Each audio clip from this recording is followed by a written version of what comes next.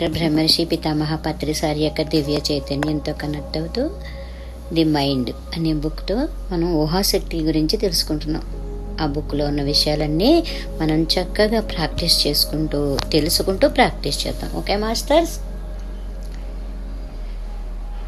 లక్ష్యాలు సంకల్పాలు ఎంచుకొని అలాగే ఉండిపోకుండా ఒక్కొక్క అడుగు ముందుకు వేస్తూ వెళ్ళాలన్నమాట. మన సంకల్పం ఎంచుకుని పలానా గమ్యం చేరాలని మనకు స్పష్టత ఏర్పడిన తర్వాత మనం చేయవలసింది ఏంటంటే ఊహాశక్తిని వినియోగించుకోవాలి. తుది ఫలితమును మాత్రమే జీవితానుభవాలుగా పొందుతున్నట్లు థ్రిల్గా ఫీల్ అవుతూ చిత్రీకరణ చేయాలన్నమాట. కేవలం లక్ష్యం ఎంచుకోవడం, ఊహాశక్తిని వినియోగించుకోవడం మాత్రమే చాలదు. ఒక్కొక్క అడుగు క్రియాశీలతతో ముందుకు కదలాలి. 1000 మైళ్ళ ప్రయాణం కూడా ఒక్క అడుగుతోనే కదా పూర్తవుతుంది అన్న సామెత విన్నాం కదా. అలాగే ఆ లక్ష్యంను సాధించే మార్గాలను అన్వేషించాలి. ఈ మార్గంలో ముందుకు వెళ్ళాలి అనేది ఈ విశ్వం మరి మీ అంతరంగ ప్రపంచం అనేవి శోధించడం చేస్తాయి. మనకు కావలసింది తుది ఫలితమును జీవిత అనుభవాలుగా పొందడం వరకే అన్నమాట. ఒక టార్చ్ లైట్ను చీకటి రాత్రిలో ఉపయోగించి గమ్యం వైపు నడుస్తూ ఉంటాం కదా. గమ్యం కొన్ని మైళ్ళ దూరంలో ఉండవచ్చు. టార్చ్ లైట్ గమ్యం వరకు వెలుతురు ప్రసారం చేయలేకపోవచ్చు, కానీ కొన్ని అడుగులు ముందు వేయడానికి ఆ వెలుతురు సరిపోతుంది కదా మాస్టర్స్. ఆ మాదిరిగానే మనం గమ్యం వైపు అడుగులు వేస్తూ ఉంటే ఆత్మశక్తి మనల్ని ముందుకు నడిపిస్తూ చివరకు మనం గమ్యం చేరుకుంటాము.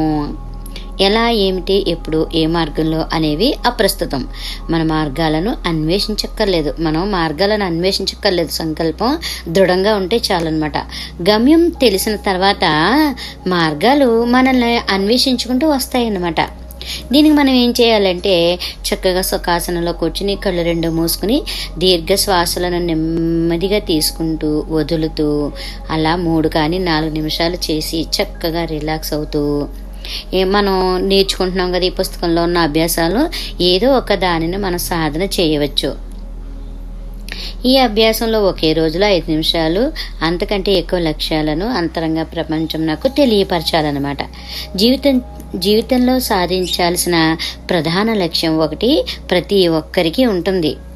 అలాగే ఇల్లు, కారు, మంచి ఉద్యోగం, మంచి వ్యాపారం, మంచి మానవ సంబంధాలు, వ్యాధిని పోగొట్టుకోవడం, ఆధ్యాత్మికంగా ఎదగడం, మంచి ఆరోగ్యం కలిగి ఉండడం, అలాగా ఒక ఖరీదైన వస్తువులు కొనడం, అలాగే ఎన్నో లక్ష్యాలు, సంకల్పాలు ఉంటాయన్నమాట.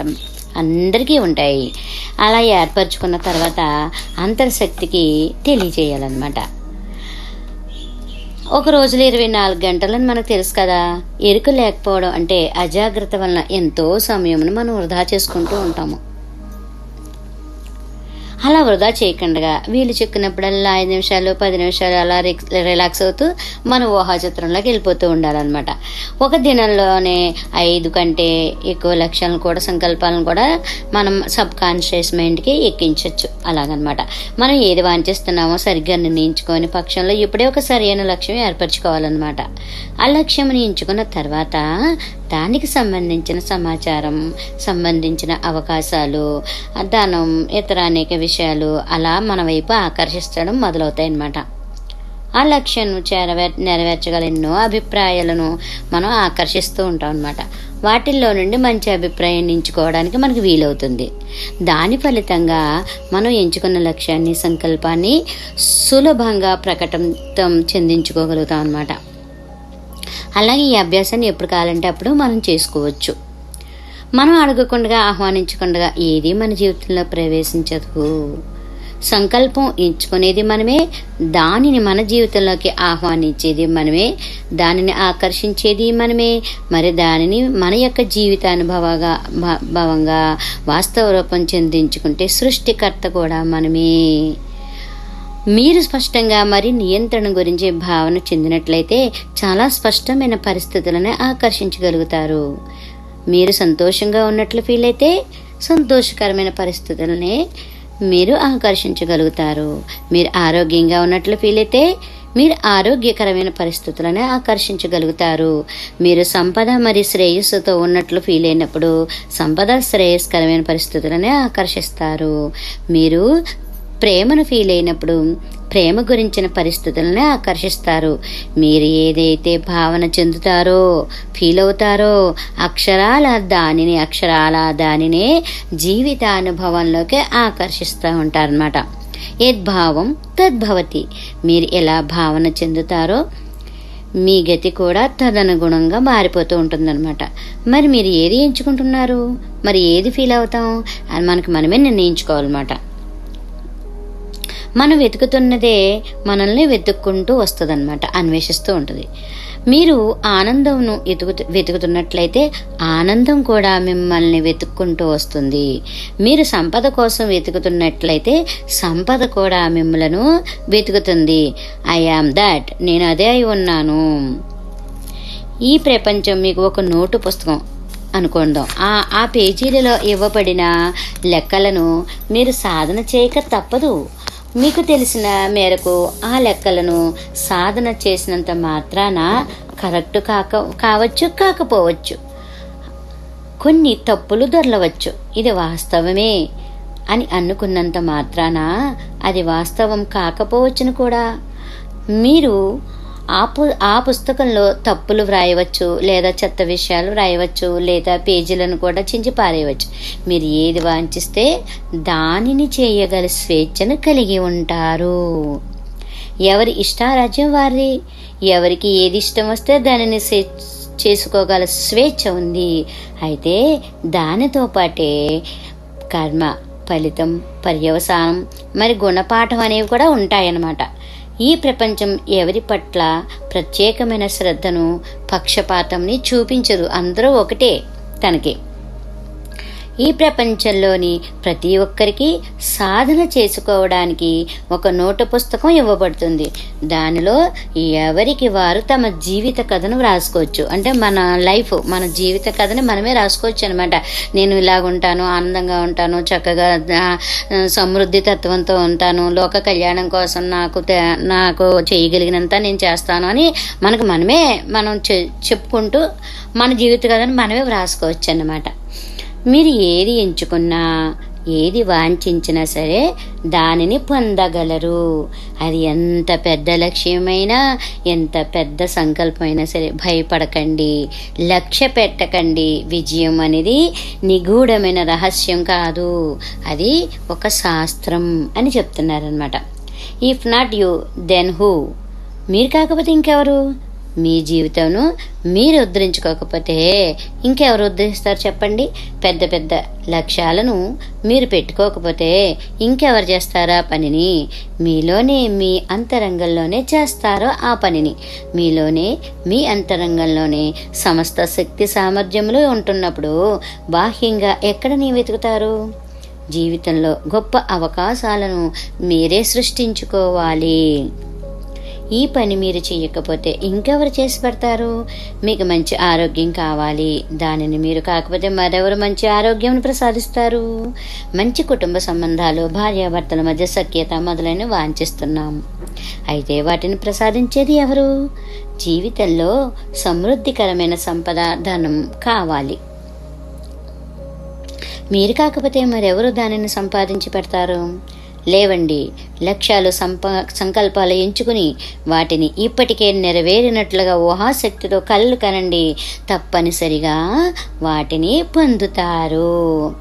Bless that which you want. మీరు ఏది ఆశిస్తున్నారో, వాంఛిస్తున్నారో దానిని ఆశీర్వదించండి. ఒక మంచి అందమైన ఇల్లును చూసారనుకోండి, అప్పుడు ఏమి చేస్తారు? అలాంటి ఇల్లు తనకు లేదే అని బాధపడతారా? అలాంటి భావన ఉన్నట్లయితే మాత్సర్యం, మీరు ఎప్పటికీ ఒక ఇల్లును కూడా పొందలేరు. కానీ నాకు కూడా అలాంటిది వస్తుంది అని అనుకున్నప్పుడు వస్తుంది అనమాట. మాత్సర్యం ఉండకూడదు. ఒక వ్యక్తికి మంచి అందమైన ఇల్లు ఉన్నట్లయితే అతని ఇంటిని ఆశీర్వదించండి. అబ్బా చాలా బాగుంది అని అనండి. ఒక వ్యక్తికి మంచి కారు ఉన్నట్లయితే అతడిని కారును ఆశీర్వదించండి. ఒక వ్యక్తికి మంచి కుటుంబం ఉందనుకోండి, అతని కుటుంబాన్ని ఆశీర్వదించండి. ఒక వ్యక్తికి సంపద ఉందనుకోండి, అతడి సంపదను ఆశీర్వదించండి. ఎంత బాగుందో కదా మాస్టర్స్! అభినందించండి, ప్రోత్సహించండి. ఈర్ష్య, అసూయలు చెందకండి. పైన చెప్పుకుంటున్న మాదిరిగా ఆశీర్వదించడమే కాకుండా మనస్ఫూర్తిగా అభినందించడం కూడా చేయాలన్నమాట. మనం దేని పట్ల అభినందనలు తెలుపుతున్నామో దాని తాలూకు ప్రకంపనలు మనలో కూడా కలుగుతూ ఉంటాయన్నమాట. మన లోపల దేనినైతే సృష్టించుకోగల శక్తి స్థాయిలు సిద్ధంగా ఉన్నాయో, ఎనర్జీ లెవెల్స్, వాటిని చాలా సులభంగా అభినందించగలరని మీకు అనుభవపూర్వకంగా ఎప్పటికే తెలిసి ఉంటుంది మాస్టర్స్. ఒక వ్యక్తి మంచి భావనలో ఉంటున్నప్పుడు, ఒక వ్యక్తికి మంచి కారు ఉంటున్నప్పుడు, ఒక వ్యక్తికి మంచి కుటుంబం ఉంటున్నప్పుడు, ఒక వ్యక్తికి మంచి సంపద ఉంటున్నప్పుడు, ఒక వ్యక్తికి మంచి గుణాలు ఉంటున్నప్పుడు మీరు మనస్ఫూర్తిగా ఆనందించండి, అభినందించండి. అలా ఆనందించి అభినందించడం వలన మనలో పాజిటివ్ ప్రకంపనలు ఉత్పన్నమై వాటిని లక్ష్యం సంకల్పంగా ఎంచుకోవడం వల్ల నెరవేర్చుకోగలుగుతాం అన్నమాట. ఈ విశ్వం వారికి అనుగుణంగా ఇచ్చినప్పుడు మీకు కూడా ఇవ్వగలదని గ్రహించాలన్నమాట. వాళ్ళకి ఇచ్చింది మనకు కూడా అర్హత ఉంది అని మనం అనుకుని ఆనందించి అభినందించి ప్రోత్సహించి సంకల్పం పెట్టుకున్నాం అనుకోండి, మనకు కూడా అది జరిగి తీరుతుంది. మీ జీవితంలో సంపద మీరు వాంఛిస్తున్నప్పుడు బాహ్యంగా మీరు ఎంత ప్రయత్నించినా దాన్ని పొందలేరు. ఒక మిలీనీరు అంటే లక్షాధికారి, కోటీశ్వరుడు ఏ విధంగా ప్రవర్తనను, జీవిత శైలిని, మరి సమృద్ధికరమైన ఆలోచనలను కలిగి తుచా తప్పకుండా ఖచ్చితంగా అలాంటి ఆలోచన ధోరణినే కలిగి ఉన్నట్లయితే మీరు కూడా ఒక లక్షాధికారి, కోటీశ్వరులు కాగలరు. వారు ఏదైతే సాధించగలరో నేను కూడా దానిని సాధించగలను అని అనుకోవాలన్నమాట. జీవితం యొక్క భద్రత మన మైండ్లోనే ఇమిడి ఉంటుంది.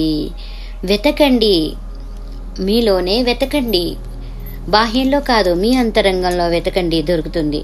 మీరు సంపాదించిన ధనం దొంగల పాలు కావచ్చు, ఆస్తిపాస్తులు ఇతరుల పరం కావచ్చు, అకస్మాత్తుగా ఉద్యోగం కోల్పోవచ్చు, అకస్మాత్తుగా వ్యాపారంలో నష్టాలు రావచ్చు, అకస్మాత్తుగా ఒక జబ్బు సంక్రమించవచ్చు, ఎవరైనా మిమ్మల్ని మోసం చేయొచ్చు. ఇలా ఎన్నో సంఘటనలు అనూహ్యంగా మీ జీవితంలో చోటు చేసుకోవచ్చు. ఇలా అకస్మాత్తుగా జీవితంలో సంభవించే సంఘటనల నుండి భద్రత ఎక్కడ నుండి వస్తుంది? మన జీవితానికి భద్రత ఇచ్చేది మన ఆలోచనలే. మన యొక్క ఆలోచనల ద్వారా మన యొక్క వాస్తవాన్ని సృష్టించుకుంటున్నామన్నమాట. ఊహాశక్తి అనేది మానవ జాతికి ఇవ్వబడిన గొప్ప వరము, చాలా అద్భుతమైన వరం మాస్టర్స్. ఊహాశక్తితో మనం వాంఛించిన వాటన్నింటినీ సంకల్పాలు ఇప్పటికే నెరవేరినట్లుగా కలలు కనడం ద్వారా బాహ్య భౌతిక జీవితంలో ప్రకటన చేసుకోవచ్చు అనమాట. జంతువులకి కానీ వృక్షాలకి కానీ ఆలోచించుకునే ఆ వరం లేదు. కేవలము ఊహలు, భావనలు మన మానవులకే ఉన్నాయి. అందుకనే ఉపయోగించుకోవాలి మనం. ఇది మీ జీవితం, మీ హృదయం చెప్పేది మీరు అమలుపరచవలసి ఉంటుంది. ఏదో ఒక ప్రతిభ అనేది సాటిలేని విధంగా మీలో ఇమిడి ఉంటుంది. చూసారు, ఏదో ఒక మూల మనలో ప్రతిభ ఉంటుంది, దాన్ని బయటికి తీయాలన్నమాట. ఆ ప్రతిభ ఇంకెవరికి ఈ ప్రపంచంలో ఉండదు. దానిని వెలికి తీసి జీవితంలో రాణించడం, పురోగతి చెందడం అనే బాధ్యత మీపైనే ఉంది. లేవండి, జీవితం పట్ల బాధ్యత తీసుకోండి. చక్కగా చెప్తున్నారు కదా మాస్టర్స్. పరివర్తన కోసం ఈ అభ్యాసంను సాధన చేద్దాం. మీరు ఇప్పుడున్న స్థితి నుండి ఇటువంటి స్థితికి చేరుకోవాలి అనే అంశంను ఇక్కడ సాధన చేద్దాం. మనం ఈ పుస్తకంలో ఇచ్చిన ఏ అభ్యాసం సరే 10-15 నిమిషాలు సాధన చేస్తే సరిపోతుందన్నమాట.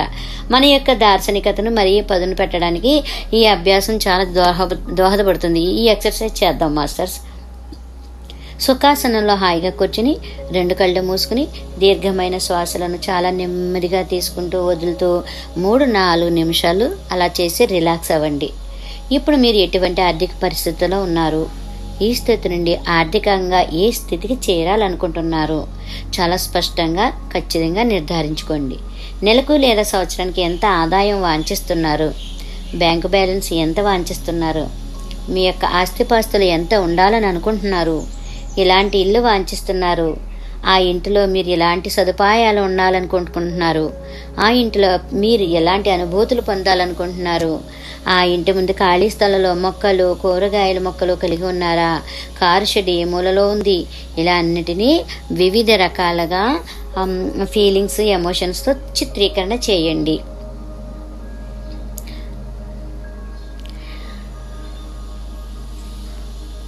10-15 నిమిషాలు ఈ అభ్యాసంలో నిమగ్నం అవ్వండి. అయితే ఈ అభ్యాసంలో ఒక క్రొత్త ప్రయోగాన్ని ప్రవేశపెట్టుకుందాం, మనం తెలుసుకుందాం. ఈ అభ్యాసంను సాధన చేసి ఆ ప్రణాళిక మొత్తమును మన యొక్క పూర్ణాత్మకు అప్పచెప్పి ఇక నిశ్చింతగా ఉండండి. పూర్ణాత్మ మహాశక్తివంతమైంది కనుక ఇక మనకు ఆతృత, ఆందోళన అవసరం లేదు. మనం అందచేసిన లక్ష్యం, సంకల్పం నెరవేరుతుంది అనే నమ్మకం, విశ్వాసం ఉంది మనకి. పూర్ణాత్మ లేదా విశ్వంకు ఈ ప్రణాళికను స్పష్టంగా అప్పచెప్పడం అనేది కూడా అంతరంగ ప్రపంచంకు సంబంధించిందేనని మనం విస్మరించరాదు. మనల్ని మనమే ఉద్ధరించుకోవాలి. ప్రతిరోజు 3 సార్లు మీ యొక్క లక్ష్యాలను మననం చేసుకుంటూ ఉండండి. మనలో ఉత్తేజం, ఉత్సాహం, ఆత్మవిశ్వాసం వృద్ధి చెందుతాయి. మన యొక్క దార్శనికత పెంపొందించబడుతూ ఉంటుందన్నమాట. మన యొక్క సంకల్పాలను ఒక డైరీలో రాయండి. అది ఒక మంచి అలవాటుగా మారుతుంది. డూ ఇట్ నౌ, ఇప్పుడే చేయండి. ఆ పని ఇప్పుడే చేయండి. మీరు ఎంచుకున్న లక్ష్యాలను, సంకల్పాలను డైరీ వ్రాయడం, వాటిలో ఒక దానిని చాలా స్పష్టంగా, నిర్దిష్టంగా ఎంచుకుని 10-15 నిమిషములు దార్శనికత అభ్యాసంను సాధన చేయాలి. వారంలో 1-2 సార్లు ఈ అభ్యాసాన్ని సాధన చేయండి. ఏ విధమైన భావోద్వేగములు కలిగి ఉన్నారు అలా భావన చేస్తూ యద్భావం తద్భవతి. మీ ఫీలింగ్స్ ఎంత శక్తివంతంగా ఉంటే అంత శక్తివంతంగా ఈ వాస్తవ రూపం చెందే ప్రక్రియ అన్నమాట. ఇరుసు పద్ధతి, ఇది ఇంకో ఎక్సర్సైజ్ చేసుకుందాం. లేదా త్రాసు పద్ధతి ద్వారా ఈ అభ్యాసాన్ని సాధన చేస్తాం అనమాట. ఆకర్షణ సిద్ధాంతం చాలా పర్ఫెక్ట్గా ఈ అభ్యాసంలో అమలు చేస్తాం. ఇరుసు అంటే కీలకం లేదా ఆధారం ఏదైతే ఉందో, ఒక పొడవైన కడ్డీకి ఇరువైపులా బరువు ఉంచినప్పుడు ఆ 2 వైపులా బరువులను కడ్డీలోనే ఒక బిందువు వద్ద బ్యాలెన్స్ చేస్తూ ఒక ఆధారం ఉంటుంది కదా, దీనిని ఇరుసు లేదా కీలకం అని అంటాం అనమాట. త్రాసులో కూడా మధ్యలో గల ఆధారంతో ఇరువైపుల బరువులో బ్యాలెన్స్ అవుతూ ఉంటాయి. ఇది అందరికీ తెలిసిన విషయమే కదా. మనం వాంఛించిన వాటిని ఒకవైపు, మరి వాంఛించని వాటిని మరొక వైపు ఈ కీలకం బ్యాలెన్స్ చేసుకుంటూ ఉంటుందన్నమాట. ఒకవైపు పాజిటివ్ వైబ్రేషన్స్, మరొక వైపు నెగిటివ్ వైబ్రేషన్స్. ఈ ఇరుసు నాకు ఇరువైపులా ఉంటాయన్నమాట. ఒక పాజిటివ్ ఆలోచన మరికొన్ని పాజిటివ్ ఆలోచనలు ఆకర్షిస్తూ ఉంటుంది. ఒక పాజిటివ్ ఆలోచన ఎక్కువగా కలిగి ఉండడమే ఈ అభ్యాసంలో మనం సాధన చేస్తామన్నమాట.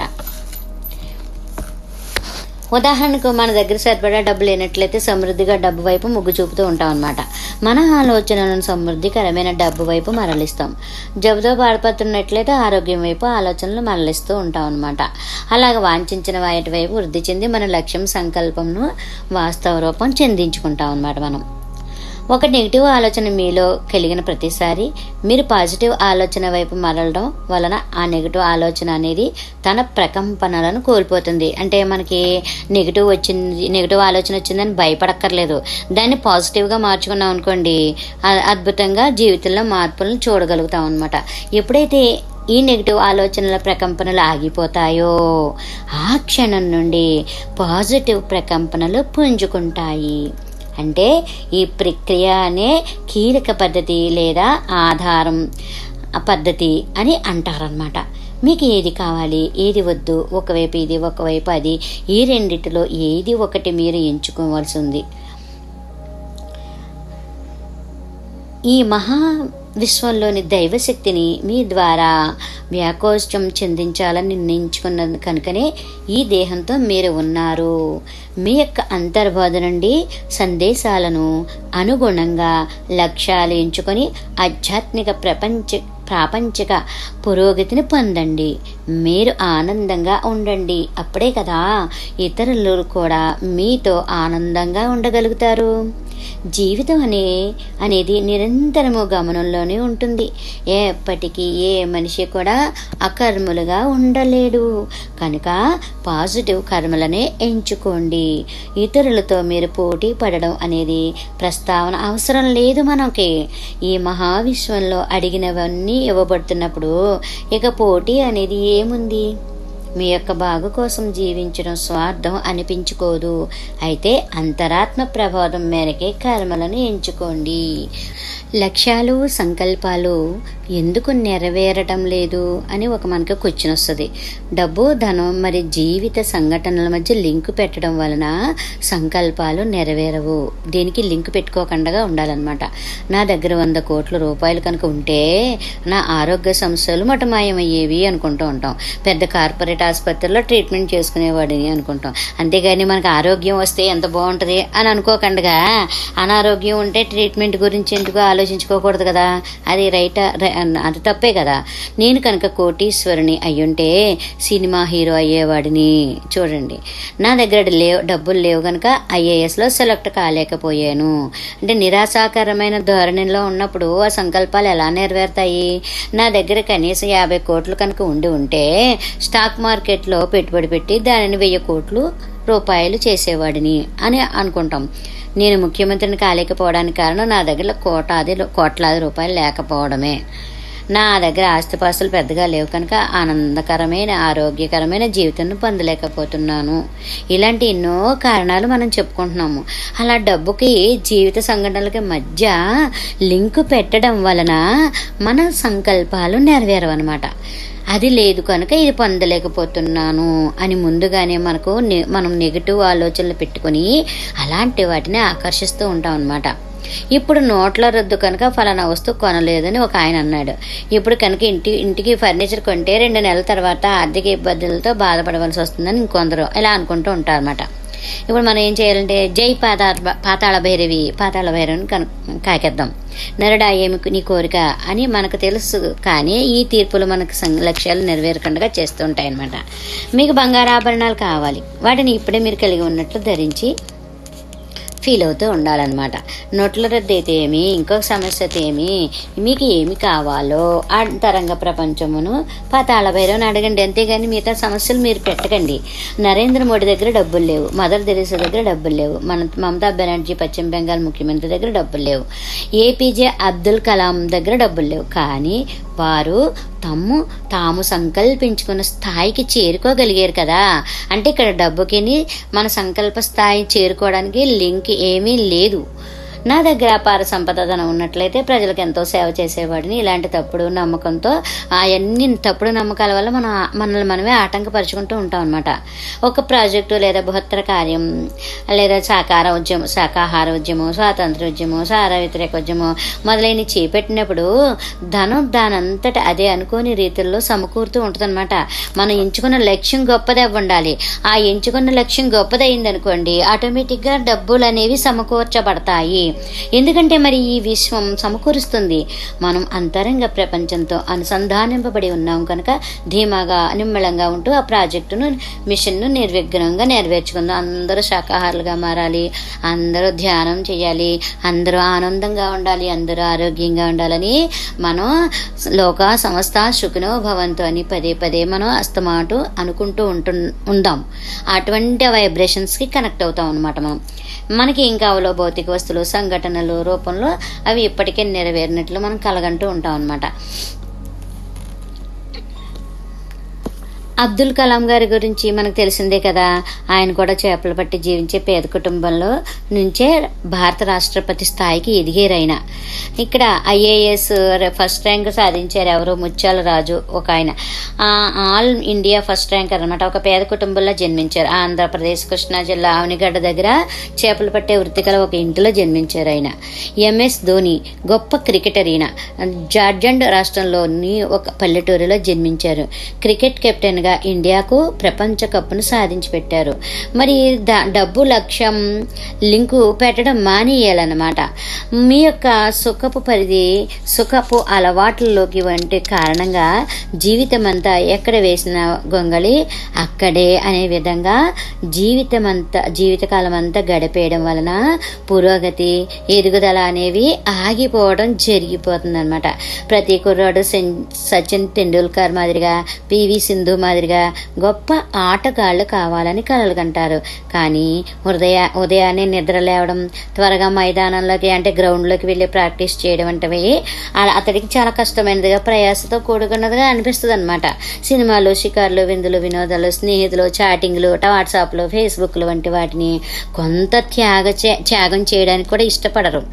మరి సచిన్ టెండూల్కర్, పివి సింధు వంటి వారి వలె గొప్ప ఆటగాళ్లు కావాలనే సంకల్పం ఉంది. ఏది త్యాగం చేయరు. ఇలాంటి సుఖపు పరిధులకు అలవాటు పడిన వారు గొప్ప ఆశయాలు పెట్టుకోవడం వలన వాటిని సాధించాలని ఆశిస్తారు. కానీ నిరాశ, నిస్పృహకు లోనవుతారు. ఎందుకంటే సాధన లేకపోతే ఏమీ లేదు. అందరూ గొప్ప ఆటగాళ్ళు, గొప్ప వ్యాపారవేత్తలు, గొప్ప యోధులు కాగలం. కానీ అదే గొప్ప స్థాయిలో కృషి చేయాలి. అంతే కదా. పెద్ద లక్ష్యం పెట్టుకున్నాడు, ఆ లక్ష్యానికి తగ్గట్టు మన కృషి కూడా ఉండాలి కదా.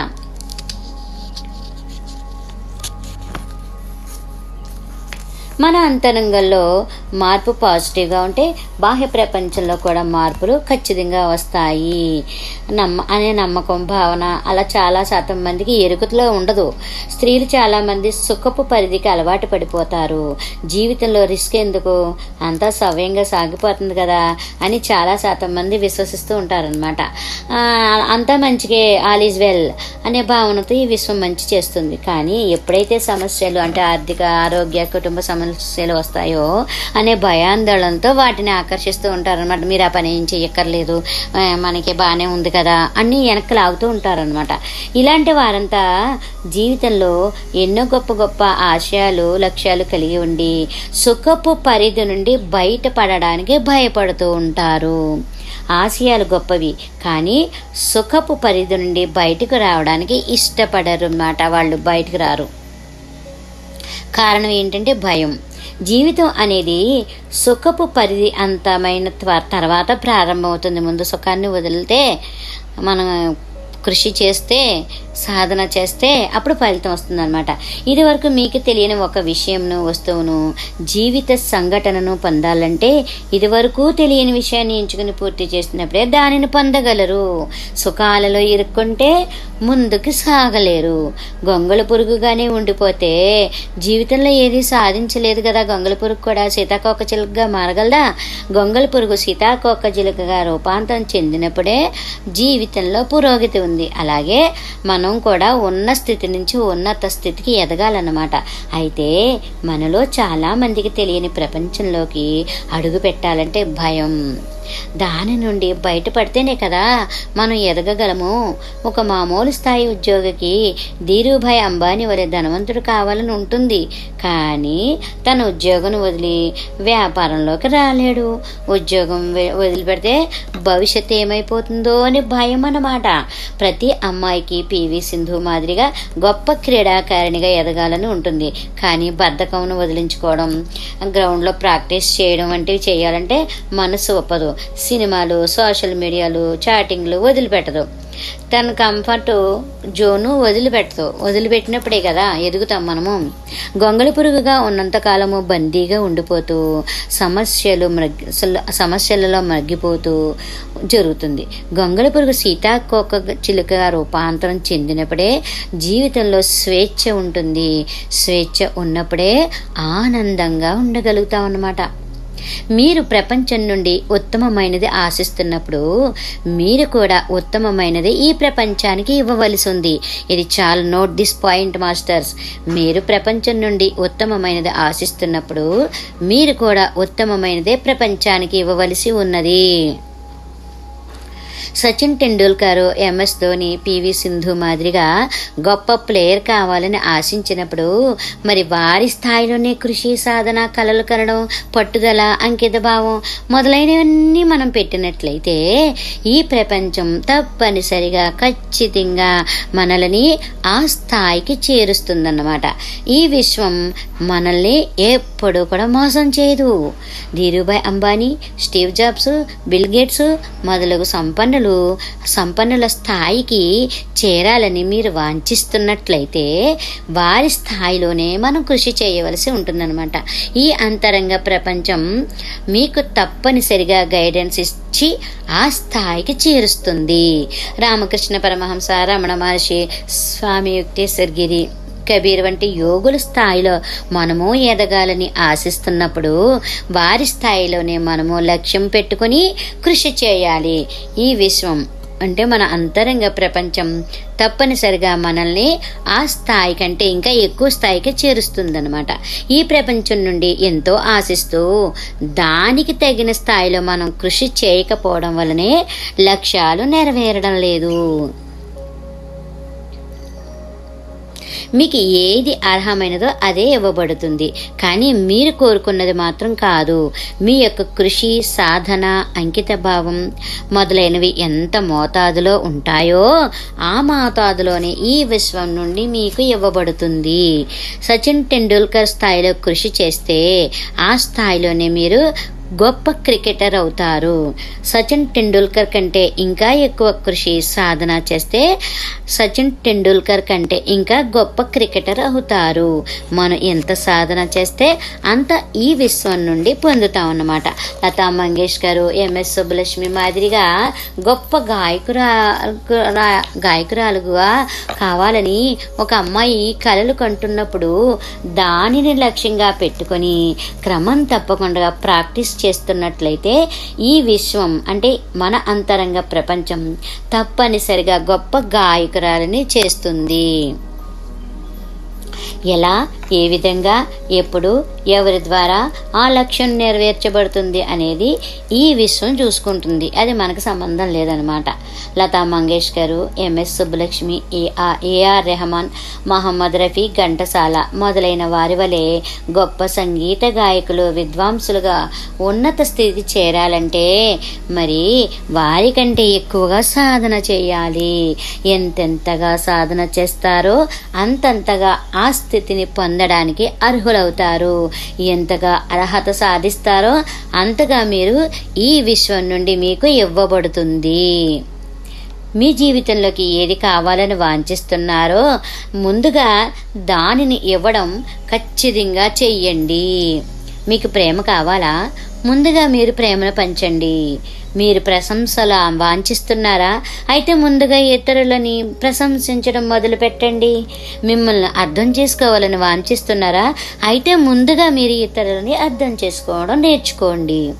మీరు ఇతరులను ప్రేమించడానికి, ప్రశంసించడానికి, అర్థం చేసుకోవడానికి కావలసిన శక్తి సామర్థ్యాలు మీ అంతరంగంలో ఉన్నాయి కదా. మరి మీరు సచిన్ టెండూల్కర్, పివి సింధు, ఎంఎస్ ధోని వంటి క్రీడాకారులుగా, నరేంద్ర మోడీ, బరాక్ ఒబామా వంటి మేటి రాజకీయ నాయకులుగా, APJ Abdul Kalam, Einstein, Newton వంటి గొప్ప శాస్త్రవేత్తలుగా, రామకృష్ణ పరమహంస, రమణ మహర్షి, కబీర్ వంటి గొప్ప యోగులుగా అవ్వాలని వాంఛిస్తున్నప్పుడు ఆ స్థాయికి తగిన కళ్ళు కనడం, సాధన, అంకిత భావం ఉంటున్నప్పుడు తప్పనిసరిగా ఈ విశ్వం మిమ్మలను ఆ స్థాయికి చేరుస్తుంది. ఈ విశ్వం మీకు ఎప్పటికీ ద్రోహం చేయదు. మీ అంతరంగ ప్రపంచం మీకు ఎప్పటికీ ద్రోహం చేయదు. గొంతెమ్మ కోరికలు కోరవచ్చు, కానీ దానికి తగిన సాధన, కృషి చేయవలసి ఉంది. మీరు ఏది ఇస్తారో అదే 10 రెట్లు నుండి 1000 రెట్లు మీకు తిరిగి ఇవ్వబడుతుంది. మీకు అపారమైన సంపద కావాలని వాంఛిస్తున్నప్పుడు మొదట మీరు ఇవ్వడం నేర్చేయాలి. గివింగ్ అనేది ప్రతిఫలాన్ని ఆశించకుండా చేయండి. తప్పనిసరిగా ఈ విశ్వం నుండి 10 రెట్ల నుండి 1000 రెట్ల దాకా ఇవ్వబడుతుంది. ఇవ్వడం అనేది చేయకుండా ఎక్కువ ఆశించడం వలన సంకల్పాలు, లక్ష్యాలు నెరవేరన్నమాట. సాధన చేయకుండా ఏది అవ్వదు. కర్మణ్యేవాధికారస్తే మా ఫలేషు కదాచన మా కర్మఫల హేతుర్భూ మాతే సంఘోస్త్వ కర్మణి. నువ్వు కర్మ చేయడానికి మాత్రమే గాని ఆ కర్మ ఫలితానికి అధికారివి కావు. ప్రతిఫలాపేక్షతో కర్మలను చేయకము, అలాగని కర్మలు చేయడం మానకము. నేను పలానా పనులు చేశాను కనుక ఈ విధంగా ఫలితాలు రావాలని మనం లెక్కలు వేస్తూ ఉంటాం అన్నమాట, మనకు తెలియకుండా. ఈ ప్రపంచానికి మరి ఈ విశ్వానికి సంబంధించిన మొత్తం సమాచారం మానవ ఇంటెలిజెన్స్ యొక్క విశ్లేషణలు, తర్కం పరిధిలో లేవు. మానవ ఇంటెలిజెన్స్ చాలా పరిమితమైంది, చాలా చిన్నగా ఉంటుందన్నమాట. కానీ ఈ విశ్వం అనేది మనం ఎంత కృషి చేస్తామో అంతే వాసిలో ఖచ్చితంగా లెక్కలు వేసి మన కర్మలకు తగిన ఫలితాన్ని తప్పకుండా ఇస్తుంది. ఏది మన నుండి లాగి వేయబడదు. మన అంతరంగ ప్రపంచం మరి ఈ విశ్వం పైన పూర్తి నమ్మకం ఉంచండి.